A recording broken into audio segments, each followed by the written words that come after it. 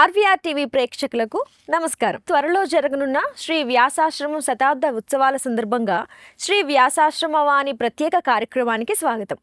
మన స్టూడియోలో శ్రీ వ్యాసాశ్రమ పీఠాధిపతి పూజ్య శ్రీ శ్రీ శ్రీ పరిపూర్ణానందగిరి స్వామీజీ వారు ఉన్నారు. వారితో ఆశ్రమ విశేషాలు తెలుసుకుందాం. నమస్కారం గురువుగారు. నమస్తే అమ్మ బంగారు. గురుగారు, మీరు 6 దశాబ్దాలుగా ఆశ్రమంలో ఉన్నారు. మరి మీ ఆత్మ సాక్షాత్కారం అనుభవం గురించి ఏమైనా చెప్పగలరా? జపధ్యానాలు అంటే జపం అంటే మంత్రాన్ని రిపీట్ చేయటం అనమాట. జ అంటే జన్మ లేకుండా, పా అంటే పాపాలు లేకుండా, ము అంటే ముక్తినిచ్చేది జపం. జపతో నాస్తి పాతకం. జపం చేస్తే ఇక దోషాలు ఉండవు అనమాట. ఆ జపం చేయగా మనసులో ఏకాగ్రత కలిగి నేను ఇది అంతా పరమాత్మమయం అనేటువంటి అనుభూతి కలుగుతుంది. అటువంటి అనుభూతి మా గురువుల ద్వారా చక్కగా కలిగిందని సంతోషంగా ధైర్యంగా చెబుతున్నాం. గురువుగారు, శతాబ్ది ఉత్సవాల్లో వ్యాసాశ్రమం కొత్త అంశాలను ప్రకటించే అవకాశం ఏమైనా ఉందా? మనది ఉన్నది. చాలా అవకాశాలు ఇప్పుడు మీడియా ద్వారా అన్ని రకరకాల ఛానల్స్ అన్ని వీటి ద్వారా బాగా ప్రజల్లోకి వెళ్ళిపోవాలని, బాగా గుర్తింపుగా రావాలి అని, ప్రజలకు మేలు కలగాలి అని అనేక విధాలుగా ఇక ఈ ప్రయత్నాలు ఈ కార్యక్రమం అయిన తర్వాత మొదలుపెట్టి మరి అద్భుతమైన సేవలు లోకానికి అందించాలి అని, మంచి ఉపన్యాసాలు మంచి సేవలు అందించాలి అని, యూత్ని బాగా అట్రాక్ట్ చేయాలి అని, వృద్ధుల్ని బాగా అట్రాక్ట్ చేయాలని, తర్వాత ఈ అయిపోగానే వృద్ధులకి అవకాశం అంటే రిటైర్డ్ అయిపోయి ఉంటారు కదా, ఇంటికాడ వాళ్ళ అబ్బాయి పిల్లలందరినీ అమెరికాలో ఉంటున్నారు కాబట్టి అందుకని వాళ్ళకి చక్కని వసతి హై లెవెల్లో ఏర్పాటు చేశాము. ఇక అది మొదలు పెడతాము. తద్వారా వాళ్ళ తల్లిదండ్రులకి, అమెరికాలో ఉండే వాళ్ళ తల్లిదండ్రులకి ఇక్కడ మేలు కలుగుద్ది. వాళ్ళు అప్పుడప్పుడు చూస్తూ ఉంటారు. మన ఆశ్రమంలో నిండుగా ఉంటుంది. ఆ విధంగా ఫస్ట్ ప్రణాళిక నెంబర్ 1 అది. తర్వాత ఇక అనేక విధాలుగా లోకానికి ముందుకు వెళ్ళిపోవాలనేది అద్భుతమైన దృఢ నిశ్చయం అనమాట. గురుజీ, అసలు వ్యాసాశ్రమం ద్వారా ఎప్పుడు అమెరికా పర్యటన జరిగింది అని అంటే ఏం చెప్తారు? 1995లో పూజ్యశ్రీ మా గురుదేవులు విద్యానందగిరి బ్రహ్మర్షి విద్యానందగిరి స్వాముల వారు అన్నమాట. వారు మన శ్రీదేవి మాత కంటే ఆర్వేశ్వరి గారు సోదరిమణికి గురువు గారు అనమాట. వాళ్ళ తల్లికి స్వర్ణకుమార్ గారికి గురువు గారు. అప్పుడు వాళ్ళు భక్తితో మన దేశానికి రండి, మేము మీకు అన్ని ఏర్పాట్లు చూసుకుంటాము అని చెప్పి ధైర్యంగా చెప్పబట్టి చక్కగా ఒక భక్తుడు అందరం కలిసి ఆ కార్యక్రమానికి వెళ్ళాము. అయితే అమెరికాలో 2 సంవత్సరాలకు ఒకసారి తానా సభలను జరుగుతాయన్నమాట. అక్కడ దాదాపు 10,000 మంది వస్తారన్నమాట ఆ కార్యక్రమానికి. మన తెలుగు ఎన్ఆర్ఐస్ అంటారు కదా, వాళ్ళు వస్తుంటారు. దాంట్లో మన స్వామివారికి ఉపన్యాసానికి టైం ఇచ్చారు. టైం ఇచ్చినప్పుడు అహింసను గురించి చెప్తూ ఉన్నారు స్వామివారు. అప్పుడు వాళ్ళు ఒక క్వశ్చన్ వేశారన్నమాట కుర్రవాళ్ళు. స్వామి, మమ్మల్ని తినవద్దంటున్నారు, మరి మీరు కూరగాయలు పండ్లు పాలు అన్నీ కోసి తింటున్నారు కదా, కూరగాయలు ఇవన్నీ, మరి ఇది దోషం కాదా అని అడిగారు వాళ్ళు. స్వామివారు నవ్వుతూ సమాధానం చెప్పారు, మన తల మీద ఎంట్రుకలు ఉన్నాయి, బార్బర్ కట్ చేస్తుంటాడు, వాటికి నొప్పి లేదు మనకే నొప్పి లేదు. నెయిల్స్ ఉన్నాయి, కట్ చేస్తుంటాము, వాటికి బాధ లేదు మనకే బాధ లేదు. కాబట్టి వీటి కూరగాయలు వీటికి ప్రాణం ఉన్నది, కానీ బాధ తెలియదు. ఇవి తన్నుకుంటాం, అరవటం, రక్తం రావటం ఇవన్నీ ఉంటాయి. కాబట్టి హింస మంచిది కాదని భగవంతుడు చెప్పాడు. ఆయన మానేస్తే మంచిది అనగానే ఆ సభలో కృష్ణా జిల్లా వాస్తవ్యుడు అంగళూరు ఏదో ఉంది, ముదునూరు అంగళూరు, ఆ డాక్టర్ గారు అన్నమాట, దుగ్గిరాల ప్రసాద్ గారు ఆయన పేరు.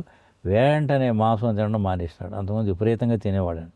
మానేసి స్వామి దగ్గర ఉపదేశం తీసుకొని దాదాపుగా 190 ఎకరాల్లో వెంకటేశ్వర స్వామి దేవాలయాన్ని స్థాపించి అమెరికాలోనే ఒక గుర్తింపుగా వచ్చేసినాడు.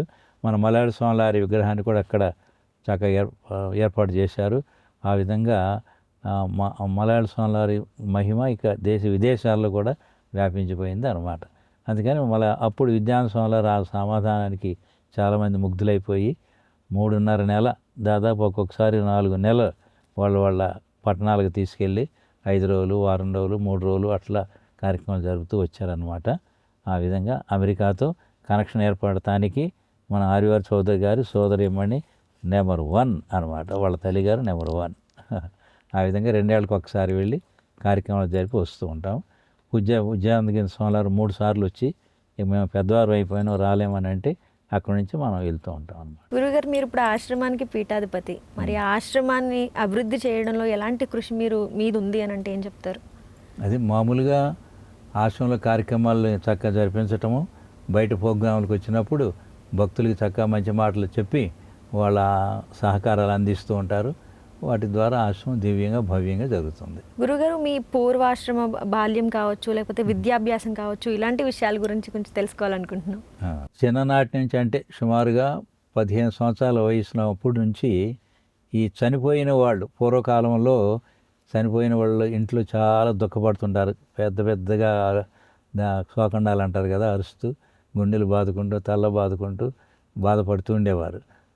వాళ్ళ యొక్క దుఃఖాన్ని చూసి ఆ బాడీని తీసుకెళ్ళి అక్కడ దహనం చేయటం కానీ భూస్థాపనం చేయటం కానీ ఇలాంటివి చూసినప్పుడు ఇదంతా కూడా అశాశ్వతము, అనిత్యము, కాబట్టి దీనికి మనం పాటుపడకూడదు.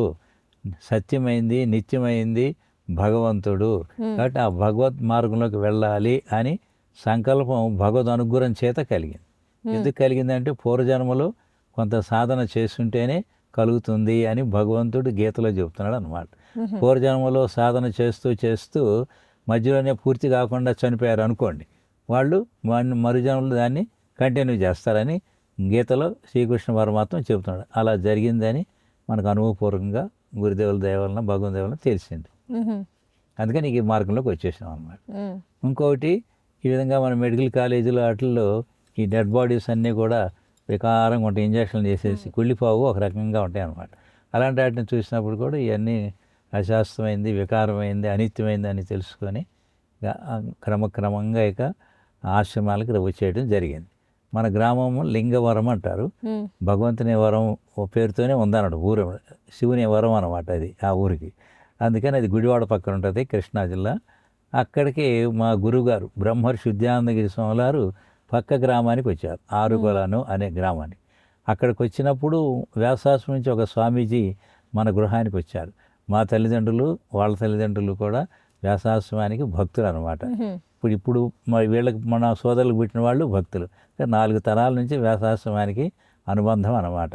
అందుకని ఆ స్వామీజీ వచ్చినప్పుడు ఇట్లా ఉపదేశం తీసుకోవాలని ఉన్నదని అంటే, బ్రహ్మర్షి విద్యానంద స్వామి వారు చాలా గొప్పవారు, వారి దగ్గర నేను తీసుకెళ్తాను, మీకు ఉపదేశం ఇప్పిస్తాను అని చెప్పారు అన్నమాట. సరే అట్లాగే వెళ్ళాము, ఉపదేశం ఇచ్చారు.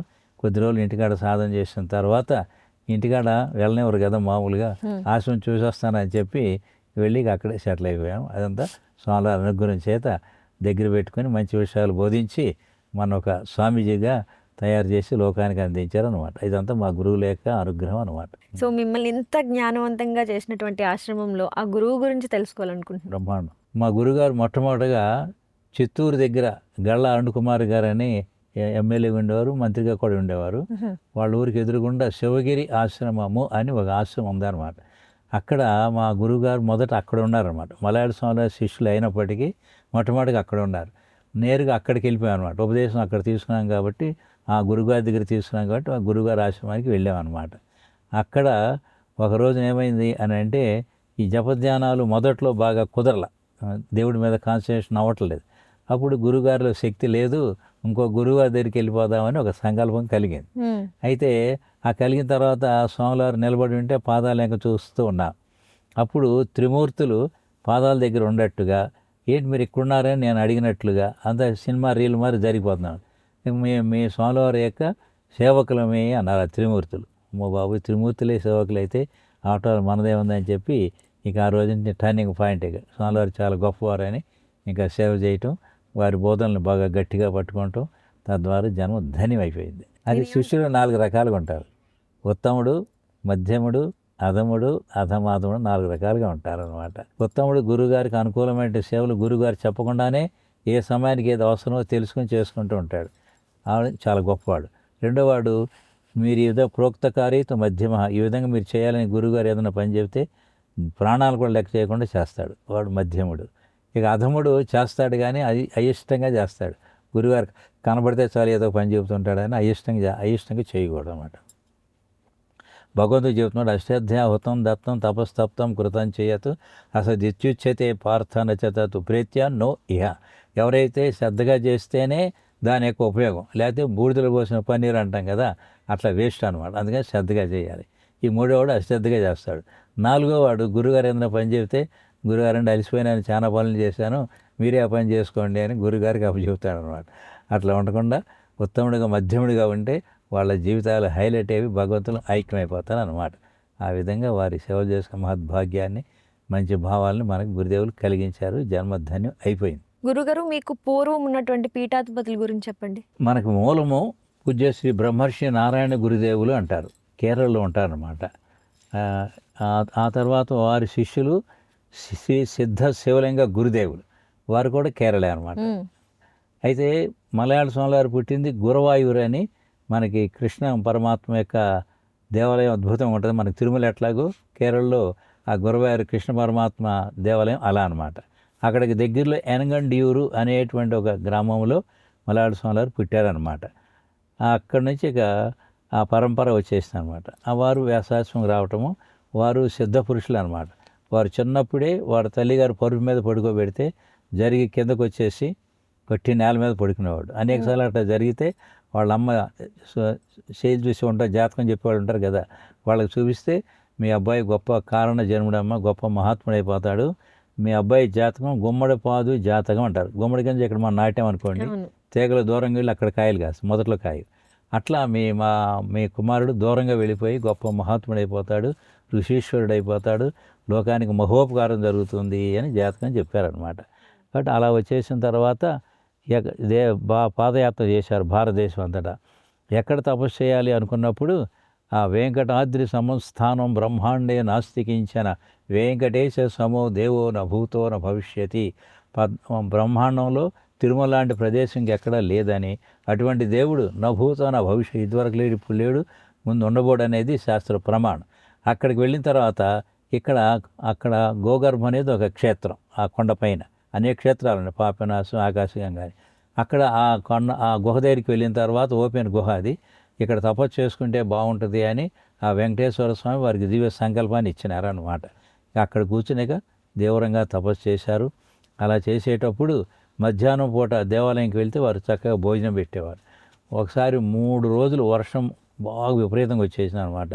వెళ్తుంటే దారిలో వచ్చిన నది, ఇక వెళ్ళటానికి వీల్లేక 3 రోజులు ఉపవాసం ఉండాలి. అప్పుడు వెంకటేశ్వర స్వామిని మనసారా ప్రార్థిస్తే ఆ వెంకటేశ్వర స్వామి దయానిధి దేవాలయ అధికారి కల్లో కనపడి పగలనమాట. కాక ఆయన భోంచేసి పడుకుని నిద్రపోతున్నాడు. కల్లో కనపడి నా భక్తుడు గోగర్భంలో ఆకలితో ఉన్నాడు, తొందరగా తీసుకెళ్ళి భోజనం పెట్టు అనగానే ఆయన ఉలిక్కిబడి లేచి గబగబా ఆహారాన్ని పొట్లం కట్టుకొని పెద్ద వాసానికి కట్టి యువతలకు అందించి, ఓ మలయాళ స్వామీజీ వెంకటేశ్వర స్వామి ప్రసాదం పంపించారు తీసుకోండి అనగానే చాలా ఆనంద బాష్పాలతో ఆ ప్రసాదాన్ని స్వీకరించారు. అట్లా వారి యొక్క గొప్పతనం, దెయ్యాలు వెళ్ళిపోవంటే వెళ్ళిపోయాయి అనమాట. అట్లా జరుగుతుండగా ఒకసారి వెంకటేశ్వర దేవాలయం మెయిన్ పూజారి కూడా ఒక బ్రహ్మరాక్షసి పట్టుకుంది. బ్రహ్మరాక్షసి అంటే మహా పవర్ఫుల్ అనమాట. దాన్ని కూడా వదిలిపెట్టేసిన అనమాట తపస్శక్తి చేత. ఆ తర్వాత వ్యాసాశ్రమాన్ని స్థాపించిన తర్వాత కూడా ఎంతో కొంతకాలం దెయ్యాలను వదిలిస్తామంటే జనం బాగా రావటం మొదలుపెట్టారు. అప్పుడు ఇక వారు దీనికోసం కాదు మేము తపస్సు చేసింది, ప్రజల యొక్క అజ్ఞానం అనే దెయ్యాన్ని, మాయ అనే దెయ్యాన్ని వదలగొడటానికి మేము తపస్సు చేసామని చెప్పి అవి తగ్గించేసుకొని ఇక వీళ్ళకి భక్తిని గురించి, నిష్కామ కర్మ గురించి, అనన్య భక్తిని, అఖండ జ్ఞానాన్ని గురించి, మానవ జీవితం ధన్యమవటానికి ఇక వ్యాసాశ్రమ సంస్థని చక్కగా స్థాపించి అభివృద్ధి చేశారన్నమాట. సో నారాయణ గురుదేవులు ఎంత గొప్పవారు అని అంటే, ఒకసారి రైలు ప్రయాణం చేయడానికి వెళుతూ ఉంటే ఇది కొద్దిగా ఆలస్యమైంది. రైలు ఎంత ప్రయత్నం చేసినా కదల వీరు వెళ్ళి పెట్టిలో కూర్చున్నారు, చలో కదిలిపోయింది. అంటే అంత గొప్పవారు అనమాట. అలాగే వారి శిష్యులు శ్రీ సిద్ధ శివలింగ గురుదేవులు అంటారు. వారు శ్రీ మలయాళ స్వామి గురుగారు అనమాట. అయితే అక్కడ నంబూద్రి బ్రాహ్మణులు అంటారు కేరళ, వాళ్ళకి ఎక్కువ ఆచారం. మామూలు వాళ్ళ దగ్గరికి రానివారు అనమాట, శివాలయం లోపలికి రానివారు, దూరంగా ఉండి చూస్తే అది కూడా అవకాశం సరిగ్గా ఉండదు అనమాట. అందుకని ఆ సిద్ధ శివలింగ గురుదేవులు స్వయంగా ఒక ఆలయం కట్టించేసి శివుడిని వారే ప్రతిష్ఠ చేశారు. వాళ్ళు వచ్చి అడిగారు, మేం కదా ప్రతిష్ఠ చేసి మీరు ఎట్లా చేసుకుంటారని.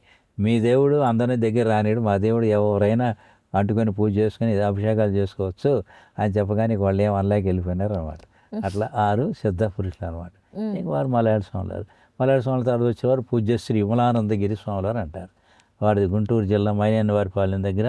వారు చక్కగా బాగా చదువుకున్నారు. అక్కడ అధిష్టాన మందిరం అని చెప్పి మలయాళ స్వాములకు అద్భుతమైన మందిరం కట్టించారు, చూడముచ్చటగా ఉంటుంది.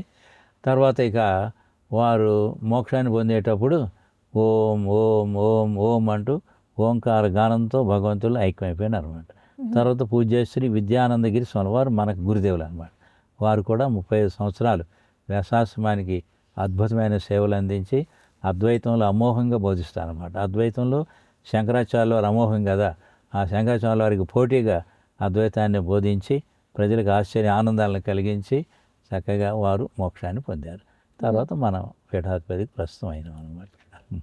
గురుగారు, మీరు మీ పీఠాధిపతులకు జరిగినటువంటి అనుభవాల గురించి, అనుభూతుల గురించి చెప్పారు. ఇలాంటి అనుభవాలు మీ జీవితంలో కూడా ఏమైనా ఉంటే కొంచెం పంచుకుంటారా మాతో? అదే మామూలుగా ఇందాక చెప్పాం కదా, గురువు గారు యొక్క పాదాల దగ్గర త్రిమూర్తులు కనబడటం, తర్వాత క్రమక్రమంగా మనకి ఈ సాధనలో పెరిగే కొందికి ప్రతి ప్రాణి దైవంగా కనిపించడం, దైవంగా మనం భావించుకుంటాం, ఇవన్నీ కూడా ఒక అద్భుతమైనటువంటి అనుభవాలు అన్నమాట. కాబట్టి ఆ విధంగా గురుసేవను మించింది ప్రపంచం ఇంకేది లేదని గురుసేవయ సర్వం ప్రాప్స్యసి. గురువుగారికి భక్తితో సేవ చేస్తే మనకు కావాల్సినటువంటి భక్తి, జ్ఞానం, వైరాగ్యం, మోక్షం అన్నీ వచ్చేస్తాయి అన్నమాట. అందుకని చక్కగా ప్రపంచంలో అన్నిటికంటే మించింది గురుసేవ. అది చేసుకున్నందుకు గురుదేవుల అనుగ్రహం లభించి జన్మ ధన్యం అయిపోయింది అనమాట. అవటం కాదు, అయిపోయింది. నీవు పరమాత్మని బోధిస్తారన్నమాట హై లెవెల్లో. ఆ పరమాత్మ ఏ దోషం లేదు, ఏ దోషం లేని పరమాత్మ నీవే ఎప్పుడు అయి ఉన్నావు అన్నారు. ఎప్పుడు ఆ పరమాత్మ అయి ఉంటే మనం ఇక బ్రతికుండగానే ఆ దోషం లేని పరమాత్మ ఏనని తెలుసుకుంటే వాళ్ళ జీవన ముక్తులు అంటారు. కొంతకాలానికి శరీరం పడిపోతే అప్పుడు విదేహ ముక్తులు అంటారు అనమాట. ఇప్పుడు జీవన ముక్తులు అనమాట.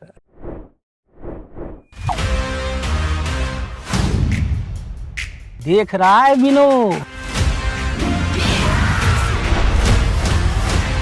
मुझे ये चाहिए सिद्धप्पा जी। ले लो। ठीक है, ले लेते हैं। किसी और में कोई आपत्ति? बहुत बढ़िया।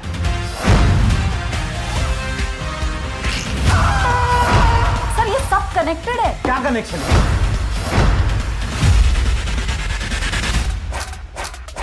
निशाना लगाया तो शिकार पक्का।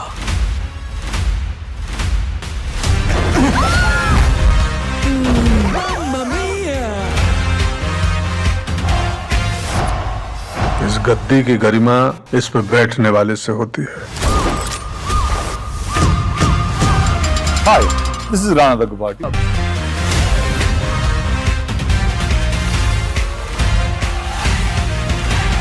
दिल खुश कर दिया यार का। అంటే ఆశ్రమానికి వచ్చే మనుషుల్లో మీరు కొంతమందిని మార్చి వెనక పంపిన సందర్భాలు కూడా ఉన్నాయని విన్నాను.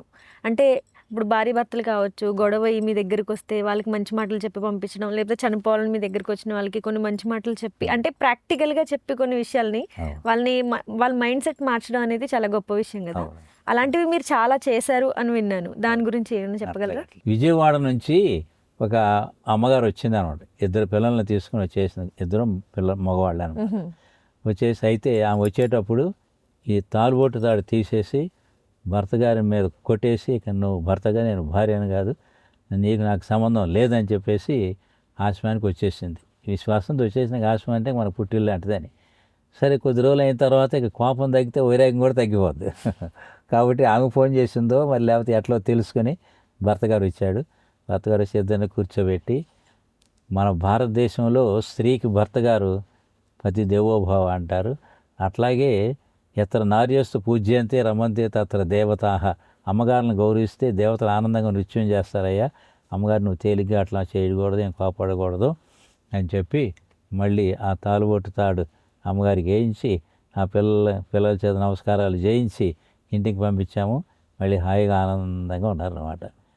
ఇంకొకసారి నేను ఆత్మహత్య చేసుకోవాలని బాధలు ఉన్నాను, అప్పుడు నన్ను ఆశీర్వదించండి అని ఒక అమ్మగారు వచ్చింది. ఎక్కడ అని అంటే ఒంగోలు దగ్గర అద్దంకి అనే గ్రామంలో ఆంజనేయ స్వామి దివ్య క్షేత్రం అనమాట. అక్కడ సింగరకొండ అంటారు. అక్కడ మేము కార్యక్రమం జరుపుతున్నాం, చాతుర్మాస్య వ్రతం అని. అక్కడికి వచ్చి మామూలుగా వచ్చి భక్తురాలకు వచ్చి నన్ను దీవించండి, చచ్చిపోతాను, ఆత్మహత్య చేసుకుంటాను. అలా చేసుకోవద్దమ్మా అని, చచ్చిపోతే ఇలా ఇబ్బందులు ఉంటాయి, కష్టాలు ఉంటాయి, దెయ్యమైపోతారు, గాలి అయిపోతారు, భూమిలో బాధ పెడతారు అని చెప్పగానే మార్చుకొని మళ్ళీ కొద్ది రోజులు అయిన తర్వాత సంతోషంగా వచ్చి చెప్పి మీ పుణ్యమాట నేను హాయిగా ఆనందంగా ఉన్నాను అని. అట్లాంటి సంఘటనలు కూడా జరుగుతూ ఉంటాయి అన్నమాట. కొద్ది రోజుల కిందటే చిత్తూరు జిల్లాలో చిత్తూరు పక్కన తవణంపల్లి అని ఒక మండలం అన్నమాట. అక్కడ భార్యాభర్త 15-20 సంవత్సరాల నుంచి ఎంతో మంచిగా ఉండారంట. ఆ భోజనం పెట్టేటప్పుడు భార్య గారు ఏదో అందంట బాబు, మనసు చివుక్కుమని ఆ భోజనం వదిలేసేసి ఆగమేఘాల్లో వ్యాసాశ్రమానికి వచ్చేసినాడు. ఎంత నీరసంగా వచ్చాడంటే ఇంకా ఆత్మహత్య చేసుకోకుండా వచ్చాడు. పాపం ఆయనకి వాళ్ళు వెంటనే భోజనం టిఫిన్ టైం అయితే టిఫిన్ పెట్టించి దగ్గర కూర్చోబెట్టుకొని ఇట్లా చేసుకోవద్దయ్యా, వివాహం అంటే 100 ఏళ్ల పండగ, ఏదో వస్తుంటే అడ్జస్ట్మెంట్ అయిపోతే, adjustment is the best one in the whole world, ప్రపంచం అన్నిటికంటే గొప్పది సర్దుబాటుతనం. ఇప్పుడు గ్లాస్ పట్టుకోవాలంటే అన్నీ ఉంటేనే కదా 5 ఏళ్ళు. అట్లా మంచి మాటలు చెప్పగానే ఆయన మనసు మారిపోయింది. అప్పటికప్పుడే తేలికైపోయి మళ్ళీ హ్యాపీగా ఉన్నాడు. ఇంటికి ఫోన్ చేస్తే వాళ్ళ అబ్బాయి ఫోన్ ఎత్తుకున్నాడు. తర్వాత అమ్మగారు కూడా ఫోన్ చేసింది. ఆగమేఘాలు వెళ్ళిపోయినాడు. ఛార్జీలకి ఏమైనా డబ్బులు కావాలంటే వండేసాం వద్దన్నాడు. వెళ్ళిపోయి మళ్ళీ హాయిగా ఉన్నారు. ఇది ఒక 2 నెలల కిందట సుమారుగా జరిగింది. సమాజ అభివృద్ధికి ఈ ఆధ్యాత్మిక విషయాలు బోధించడం ఇవన్నీ కూడా అసలు ఎంతవరకు ఉపయోగపడుతుంది, ఏ విధంగా ఉపయోగపడుతుంది అంటే ఏం చెప్తారు? అంటే బాగా ఉపయోగపడతాయి. ఎందుకంటే వాళ్ళ జీవితాల్లో అద్భుతమైనటువంటి మార్పులు వస్తూ ఉంటాయి అన్నమాట. ఇక్కడ ఆశ్రమం నుండి వెళ్ళిన వాళ్ళకి జాగ్రత్తగా ఉంటూ వాళ్ళు చాలా జాగ్రత్తగా ఉంటారనమాట. అందుకని మన ఆధ్యాత్మిక బోధలు, ఆశ్రమ సేవలు వాళ్ళ జీవితాలకి వరాలు లాంటివి అన్నమాట.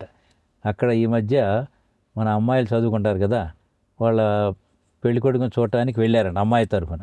మీ అమ్మాయి ఎక్కడ చదువుకుంది అంటే వ్యాసాలు చదువుకుందంటే, మాకు కట్నం అవసరం లేదు, ఇక ఏమీ లేదు, మీ అమ్మాయిని ఇది చేసేయండి, మా అబ్బాయికి పెళ్లి చేసుకుంటామని చేసుకున్నారంటే అంత గుర్తింపు ఉందన్నమాట. గురువుగారు, ఆధ్యాత్మిక సాధనలో ఉండి ఒక జ్ఞానిగా మనం పరిణితి పొందాలంటే ఎటువంటి క్లిష్టమైన పరిణామాలను ఎదుర్కోవాల్సి ఉంటుంది? శ్రేయాంసి బహువిఘ్నాని అని ఒక వాక్యం ఉందన్నమాట. అంటే శ్రేయస్సు అంటే దైవ మార్గంలో, మోక్ష మార్గంలో ప్రయాణం చేసే వాళ్ళకి అనేకమైనటువంటి విఘ్నాలు వస్తాయి అన్నమాట. మనుషుల ద్వారా కానీ ఏ విధంగానూ వస్తూ ఉంటాయి. అందుకని ధైర్యంగా ముందుకు వెళ్ళిపోవాలన్నమాట. ఎట్లా అని అంటే, మట్టి ముద్ద ఉంటుంది అనుకోండి, బురదగా, దానివల్ల నేల మీద కొడితే అట్లాగే అతుక్కుపోద్ది. బంతి ఉంది అనుకోండి, ఎంత గట్టి కూడా అంత పైకి వెళ్ళిపోద్ది. అందుకని పిరికివాడిగా ఉండకుండా ధైర్యంగా ఏ వచ్చా కూడా ఢీకొని పైకి వెళ్ళిపోయి గొప్పవాళ్ళు కావాలి అనేది మన ఆశయం అన్నమాట. అందుకని ధైర్యంగా ఉండాలి, పట్టుదల వదలకూడదు అనేది సిద్ధాంతం అన్నమాట. ఆ విధంగా ప్రజలకు ధైర్యాన్ని బోధించడం వలన వాళ్ళు ఎంతోమంది మళ్ళీ ఉన్నత స్థితికి వెళ్తూ ఉంటారన్నమాట. గురుగారు, ఈ సనాతన ధర్మం లేకపోతే ధార్మిక చింతన ఇలాంటి విషయాలకు ఈ సమాజం ఎంతవరకు ఇంపార్టెన్స్ ఇస్తుంది అని అంటే ఏం చెప్తారు? అంటే ఇప్పుడు ఈ టీవీలు వచ్చిన తర్వాత, ఈ ఉద్యోగాలు బాగా, కంప్యూటర్లు బాగా మంచి మంచి ఉద్యోగాలు వచ్చిన తర్వాత ఈ ఆధ్యాత్మం వైపు యువతలకు కొంత తగ్గుతుంది. మళ్ళీ క్రమంగా ఇప్పుడు మళ్ళీ ఈ మార్గానికి వస్తున్నారన్నమాట. దానివల్ల చివరికి అశాంతి కలిగి మళ్ళీ ఇదే శ్రేయస్ మార్గం అని మళ్ళీ క్రమంగా ఇటు వస్తున్నారు. అది చేసుకుంటూ ఇటు వస్తున్నారు క్రమంగా. అదే అన్నమాట. గురువుగారు, అసలు ఈ సనాతన ధర్మం వల్ల ప్రజలకు ఉపయోగం ఏంటి, అలాగే ప్రజలు నేర్చుకోవాల్సిన అంశాలు ఏంటి దీని ద్వారా? మనకి సనాతనము అని అంటే పరమాత్మని సనాతనుడు అని అంటారనమాట. పరమాత్మ అంటే అక్కడ ఈ నామరూపాలు, రాముడు, శివుడు, కృష్ణుడు అది కాదు. దానికి మూలం ఏంటంటే పరబ్రహ్మ అంటారు, పరమాత్మ అంటారు. అది నిరాకారంగా, నిర్వికారంగా సర్వశక్తులు కలిగి ఉంటుంది అన్నమాట. దాన్ని ఏమీ చేయలేదు. నయనం చిందంతి శస్త్రాన్ని నయనం దహతి పావకః నైనం క్లేదయంత్యాపో నశోష్యతి మారుతః. అస్త్రశస్త్రాలు ఆ సనాతన ధర్మాన్ని అంటే పరమాత్మని ఏమీ చేయలేదు. అగ్ని కాల్చలేదు, జలం తడపలేదు, గాలి ఎండింపజేయలేదు. వీటన్నిటికంటే అతీతంగా ఉంటుంది. ఆ పరమాత్మే అందరిని తెలుసుకోండి అని భగవంతుడు మన శాస్త్రాన్ని చెబుతున్నాయి. అట్టి పరమాత్మ అందరి యొక్క స్వరూపం అని తెలుసుకున్నప్పుడు, తానే అందరికీ ఆధారంగా, అందరి లోపల ఉండేది తానేనని తెలుసుకున్నప్పుడు ఈ భేద దృష్టి, విభేదాలు, ఈ గొడవలు అవి తగ్గిపోయి అందరూ ఐకమత్యంగా ఉంటారన్నమాట. హిందూ అని అంటే, హిమ్ అంటే దుష్టగుణాలకి, దు అంటే దూరంగా, ఊ అంటే ఉండేవాడు హిందువు. అంటే మన పేరులోనే మన యొక్క గొప్పతనం ఉంది. భాయామృత భారత ఏవ భారతీయ. భారతీయుడు అని అంటే దైవానందంలో విహరించేవాడిని భారతీయుడు అంటారు. కాబట్టి మన పేరులోనే మన యొక్క గొప్పతనం అంతా ఉన్నది. ఈ విధంగా అందరూ దైవ స్వరూపాన్ని తెలుసుకుంటే ఒకరికొకళ్ళు చక్కగా సహాయం చేసుకుంటూ అందరి జీవితాలు 3 పూలు 6 కాయలుగా అయిపోద్ది. అందరూ ఈ తత్వాన్ని తెలుసుకుంటే అసలు ఈ యుద్ధాలు, ఈ గొడవలు ఉండవు. వసుదైవ కుటుంబకం అని అంటే ప్రపంచం అంతా ఒకే కుటుంబం. ఉదార చరితానాథ్ వసుదైవ కుటుంబకం. గొప్ప మనసు కలిగిన వాడికి ప్రపంచం అంతా తన కుటుంబమే. వాడు ప్రతివారు జ్ఞానాన్ని సంపాదించుకుంటే ఈ ప్రపంచం ఇదే భూలోక కైలాసం, ఇదే వైకుంఠం, బ్రహ్మలోకం, శివలోకం అయిపోద్ది అనమాట. అందుకని ఈ సనాతన ధర్మాన్ని, ఈ పరమాత్మే నేనని అందరూ పరమాత్మని తెలుసుకుంటమే సనాతన ధర్మం యొక్క ముఖ్య అంశం అన్నమాట. అలా తెలుసుకోకపోతే ఈ గొడవలు ఇవన్నీ వచ్చేసి జనన మరణాల్లో తిరుగుతూ అష్ట కష్టాలను పడుతూ ఉంటారన్నమాట. అందుకని ఈ సనాతన ధర్మం యొక్క స్వరూపాన్ని అంటే పరమాత్మ నేనని తెలుసుకొని అందరూ పరమాత్మని తెలుసుకుంటేనే జనన మరణాలు లేకుండా ధన్యులవుతారు అని భగవంతుడు కైవల్యోపనిషత్తులో చెబుతున్నాడు. ఉపనిషత్తు అంటే జీవబ్రహ్మ ఐక్యాన్ని తెలియజేస్తాయి. నీవు పరమాత్మ స్వరూపమే, నీవు పరమాత్మ కంటే వేరు కాదు అని తెలియజేసే ఉపనిషత్తులు. దాంట్లో కైవల్యోపనిషత్తు చెబుతుందన్నమాట. సయవ సర్వం యద్భూతం యచ్చ భవ్యం సనాతనం జ్ఞాత్వాతం మృత్యుమత్యేతి నాణ్యపంథ విముక్తయే. ఈ కనిపించే ప్రపంచం, 3 కాలాలు ఉండే ప్రపంచం ముమ్మాటికి పరమాత్మ స్వరూపమే. ఆ పరమాత్మ నేనేనని తెలుసుకుంటే నువ్వు మోక్షాన్ని పొందుతావు. నాణ్యపంథ విముక్తయే, వేరే మార్గం ఏది లేదని భగవంతుడు ఉపనిషత్తు ద్వారా మనకు తెలియజేస్తున్నాడు అన్నమాట. కాబట్టి అందరూ ఆ సనాతనమైనటువంటి పరబ్రహ్మ స్వరూపాన్ని తెలుసుకుంటేనే మానవ జీవితం ధన్యమైపోతుంది. అట్లా తెలుసుకోకపోతే పశువులకి మనకి తేడా లేదు అని భగవంతుడు శాస్త్రాల ద్వారా తెలియజేస్తున్నాడు అన్నమాట. భేద దృష్టి వల్ల ఇవన్నీ కూడా కష్టాలు, దుఃఖాలు, భేదాలు వస్తాయి అన్నమాట. అందుకని ఆ భేద దర్శనం జ్ఞానం. అందరిలో ఆ పరమాత్మ చూడటం అనేది జ్ఞానం. ఆ జ్ఞానం వల్ల మోక్షం అన్నమాట. అది అట్లా ఎవరైతే తెలుసుకుంటారో బాగా దృఢంగా ఓ మోహ కశోక ఏకత్వం అను పశ్యత, ఈ విధంగా ఏకత్వాన్ని అందరూ ఒకే పరమాత్మ స్వరూపాన్ని తెలుసుకున్నప్పుడు ఇక ఆయనకి దుఃఖం ఉండదు, మోహం అంటే అజ్ఞానం ఉండదు, హాయిగా ఆనందంగా ఉంటాడు. తప్పకుండా తెలుసుకోవాల్సిన సనాతన ధర్మం గురించి, దైవం గురించి ఎన్నో విషయాల్ని మనందరికీ అర్థమయ్యే విధంగా చాలా చక్కగా వివరించారు. మరిన్ని ఇలాంటి ఆధ్యాత్మిక కార్యక్రమాల కోసం మన ఆర్వీఆర్ టీవీని లైక్ చేయండి, షేర్ చేయండి, అలాగే సబ్స్క్రైబ్ చేసుకోండి. ధన్యవాదాలు. ఓం తత్సత్ ఓం.